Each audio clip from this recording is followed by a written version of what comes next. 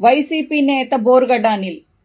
నేను ఎప్పుడు వైసీపీ అని చెప్పి నువ్వు అసలు పేరు పెట్టుకోవద్దు అని చెప్పేసి నేను పబ్లిక్ వీడియో రిలీజ్ చేశాను. నేను తప్ప వైఎస్ఆర్సీపీలో బోరుగడ్డ అనిల్ని వ్యతిరేకించిన వాళ్ళు ఎవరూ లేరు. అప్పుడు నేను చెడ్డదన్నా? వాళ్ళ పిల్లల్ని ఇది చేస్తాను అన్న వాళ్ళు వైఎస్ఆర్సీపీ నేత అని చెప్పుకోవడానికి సాక్షి టీవీలో వేశారు. షేమ్ కాదా?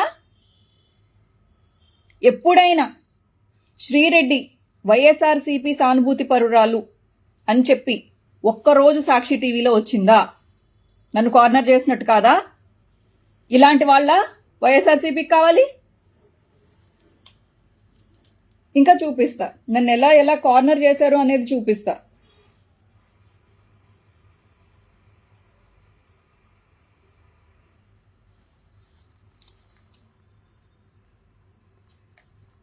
ఐ డోంట్ నో మీకు కనిపిస్తుందో లేదో. మహేష్ శీలం అండ్ జగనన్న ఈ ఫోటోలో ఉన్నది. ఈ ఫోటో ఎందుకు చూపిస్తున్నాను అని అంటే, ఈ పిల్లోడు రీసెంట్గానే వీడియోస్ పెట్టుకుంటున్నాడు. రీసెంట్గా అంటే కొన్ని సంవత్సరాల క్రితం ఎలక్షన్స్కి కొన్ని అదే వైఎస్ఆర్సీపీ అధికారంలోకి వచ్చిన తర్వాత కొన్ని సంవత్సరాలకి ఈ అబ్బాయి వీడియోస్ చేయడం మొదలు పెట్టాడు. ఈరోజు ఆ అబ్బాయి ఫోటో తీయించుకోగలిగాడు. అంటే ఇన్ని సంవత్సరాలుగా నేను కష్టపడుతున్నా, నేను తీయించుకోలేకపోయాను జగనన్నతో. ఈయన ప్రదీప్ చింత, అయ్యో నాకేంటో లైటింగ్ ప్రాబ్లం, ప్రదీప్ చింత, ఈయన కూడా జగనన్న గెలిచిన తర్వాత జగనన్న కోసం వీడియోలు చేస్తూ జగనన్నకి విపరీతంగా సపోర్ట్గా ఉండి అనేక సార్లు లండన్ నుంచి వచ్చి జగనన్నకి సపోర్ట్గా వీడియోలు చేసుకుంటూ అలాగే స్పీచ్లు ఇస్తూ ఆయన కూడా రాజకీయంగా ఎదగాలి అని చెప్పేసి తప్పించారు. I have respect on Mahesh Sheelam and Pradeep Chinta, వాళ్ళని నేనేం అనట్లేదు. అంటే వీళ్ళందరూ ఫోటోలు తీయించుకోగలిగారు. ఇంకొకటి, ఈవిడ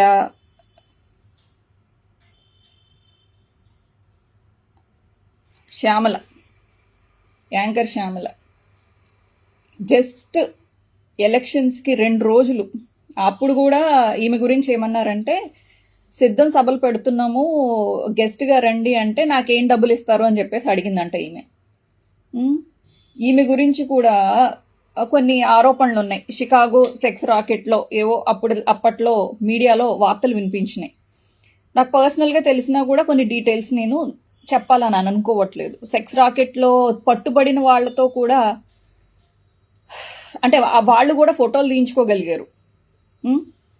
నేను జర్నలిస్ట్ సాయి, నేను ఎప్పుడు ఫోటో కూడా తీయించుకొనివ్వలేదు నన్ను. నేను ఎన్నిసార్లు ఏమండి నాకు వైఎస్ఆర్సీపీ ట్యాగ్ వేయండి, నేను ఈజీ టార్గెట్ అవుతున్నాను అని చెప్పేసి, అంటే బోరుగడ్డ అనిల్ని వైఎస్ఆర్సీపీ నేత అని అన్నారు. ఇలాంటి సెక్స్ రాకెట్లో పట్టుబడిన కొంతమందిని వైఎస్ఆర్సీపీ నేతలు అని చెప్పేసి, రిప్రజెంటేటివ్ వైఎస్ఆర్సీపీ అధికార ప్రతినిధి అని చెప్పేసి ఆర్కే రోజా గారితో ఈక్వల్గా కూర్చోబెట్టారు ఈమెని. నన్ను కార్నర్ చేసినట్టు కాదా? ఇప్పుడు నేనేదో భయపడి వీడియోలు చేస్తున్నాను అని చెప్పేసి అనకండి ప్లీజ్, దయచేసి. నేను లాస్ట్లో చెప్తాను నేను భయపడ్డానా, యూటర్న్ తీసుకున్నానా, లేకపోతే ఏం చేయబోతున్నాను అనేది నా డెసిషన్ అనేది నేను లాస్ట్లో చెప్తున్నాను. నేను ఒంట్లో బాగోలేదు డబ్బులు వేయండి అని చెప్పేసి అన్నానని చెప్పేసి చెప్తా. ఎందుకు? ఇవన్నీ ప్రూఫ్లతోనే మాట్లాడాలి. ఈ సాయి ఇతనికి ది ట్రూత్ అని చెప్పి, జర్నలిస్ట్ సాయి 2.0 అని చెప్పి, జర్నలిస్ట్ సాయి అని చెప్పి 3 యూట్యూబ్ ఛానల్స్ ఉన్నాయి. ఇతను మాత్రం మనల్ని చెడుగా మాట్లాడి ఈయన డబ్బులు సంపాదించుకుంటాడు. ఈయన మాత్రం పత్తిత్తు కబుర్లు ఎలా చెప్తాడో చూడండి ఒకసారి. ఈయన పత్తిత్తు కబుర్లు, ఈయన మళ్ళీ నా గురించి మాట్లాడిన వీడియోలే 2-3 చేశాడు. 2-3 ఛానల్స్కి 2-3 చేసుకున్నాడు. ఈయన పతివ్రత పరమాణం కబుర్లు విందాం.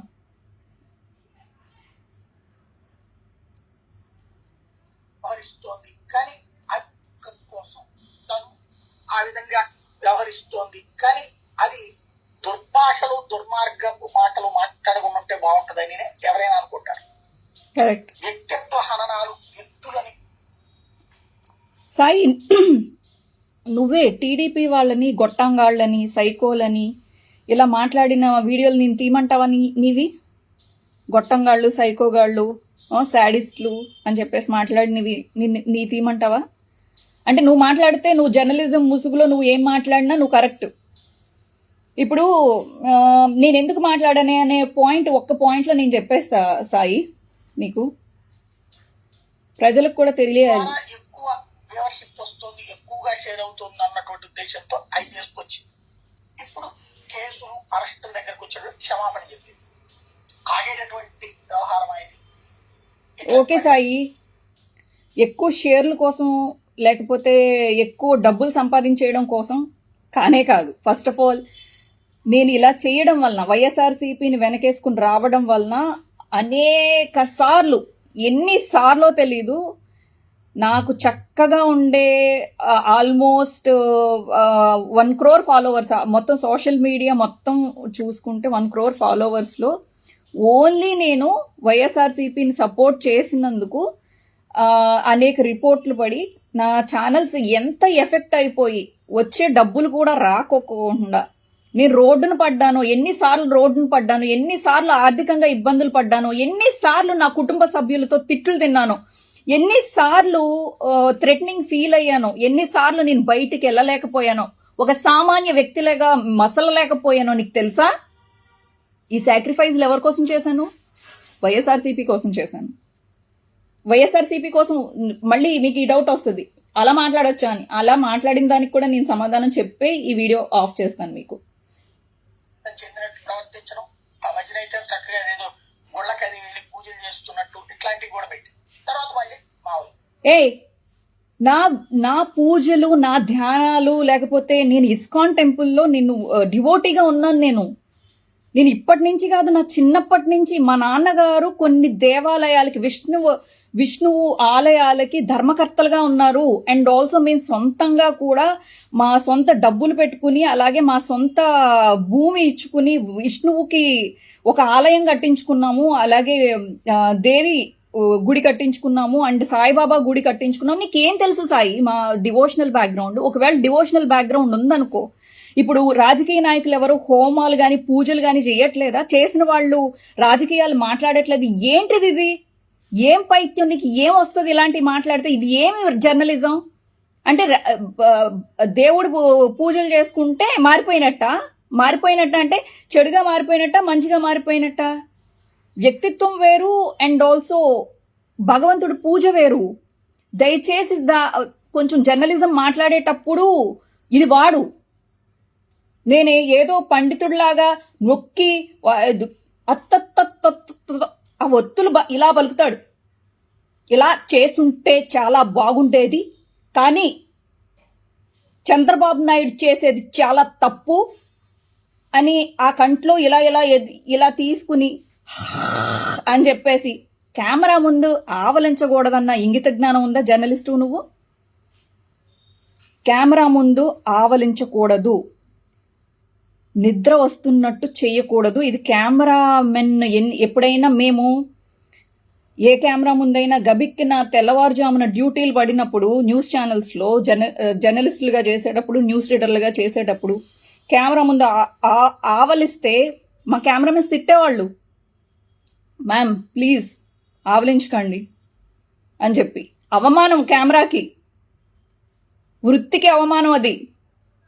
ఎప్పుడో తెలియక ఒకసారి నేను అలా చేస్తే నాకు చెప్పినందుకు అప్పటి నుంచి నేను ఆవలించడం కానీ, కెమెరాని అపహాస్యం చేయడం కానీ అలాంటి పనులు మేము ఎప్పుడు చేయం. చాలా దండం పెట్టుకుంటాం మేము సినిమాల్లో షూటింగ్లప్పుడు, లేకపోతే ఇలా ముందు ఒకసారి కెమెరాకి దండం పెట్టుకుని. ఎందుకంటే అది వృత్తికిచ్చే ఇది. నీకు ఏం తెలుసు నీకు? ఎప్పుడు ప్రతి వీడియోల్లోనూ కంట్లో ఏదో వచ్చేస్తుందా నీకు? అంటే నువ్వు మాట్లాడేది ఏంటంటే నేను చెప్తా నువ్వు విను అన్నట్టు ఉంటుంది నీ యాటిట్యూడ్.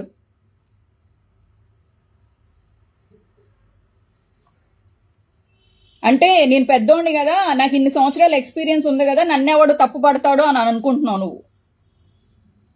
బేసిక్ గా ఇక్కడ సమస్య ఏంటంటే ఆలోచించేటటువంటి తీరు, ప్రచారం పొందడం కోసం ఏం చేసినా తప్పు లేదనేటటువంటి రూటు ఒకటి.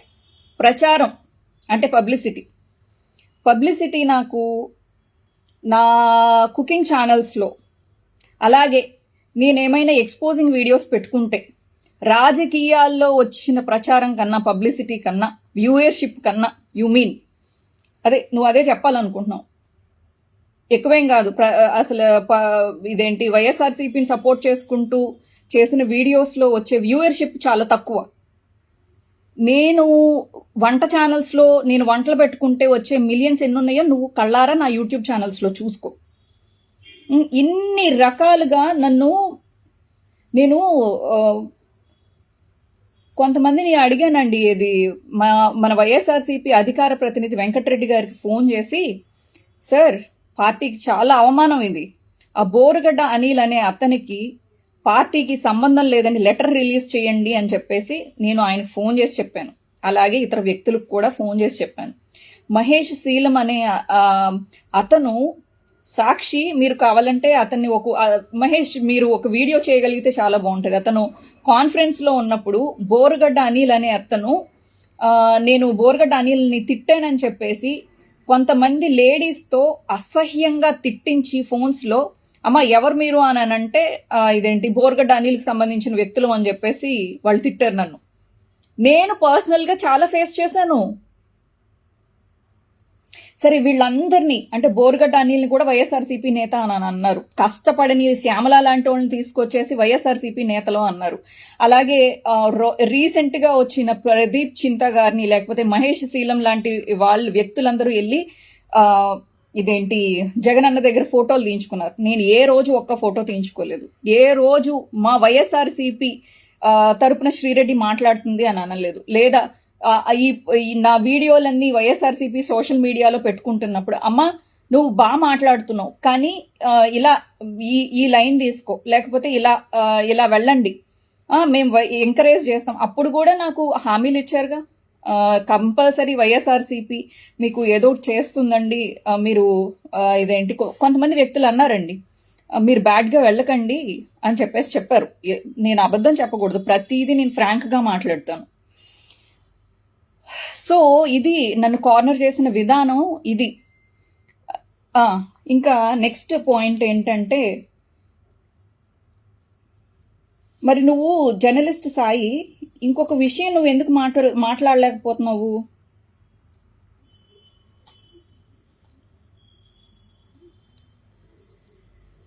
చేపల పులుసు ఆర్పి, సీమరాజా, స్వాతి రెడ్డి, అనూష ఉండవల్లి, గాయత్రి, వీళ్ళందరూ అండి టీడీపీ టీడీపీ కండువా కప్పుకుని అనేక వీడియోలు జగనన్నని సైకో అని, పిచ్చోడని, మెంటలోడని, భారతం అలా అని ఇలా అని నానా బూతులు తిట్టారు.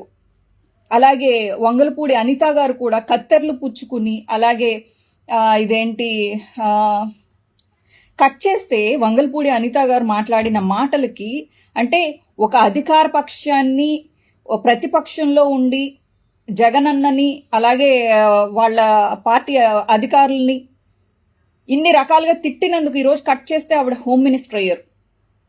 నేను ఓడిపోయిన తర్వాత కూడా జగనన్నకి ఒక రిక్వెస్టింగ్ వీడియో పెట్టాను, అన్న మీరు గెలిచిన తర్వాత నన్ను పట్టించుకోకపోదురేమో, నేను మీ గేట్ కూడా తాకి ఉండలేకపోయేదాన్నేమో, బట్ ఇప్పుడైనా ఓడిపోయిన తర్వాత అయినా నేను వైఎస్ఆర్సీపీలో జాయిన్ అవ్వడానికి సిద్ధంగా ఉన్నాను, నన్ను తీసుకోండి అని అంటే రిప్లై లేదు. నేను ఇప్పుడు టార్గెట్ అవుతున్నాను అన్న నాకు షెల్టర్ ఇచ్చినట్టు అవుతుంది, నేను వైఎస్ఆర్సీపీలో జాయిన్ అవుతాను అని అంటే ఒక్కళ్ళు ఫోన్ లిఫ్ట్ చేయలే.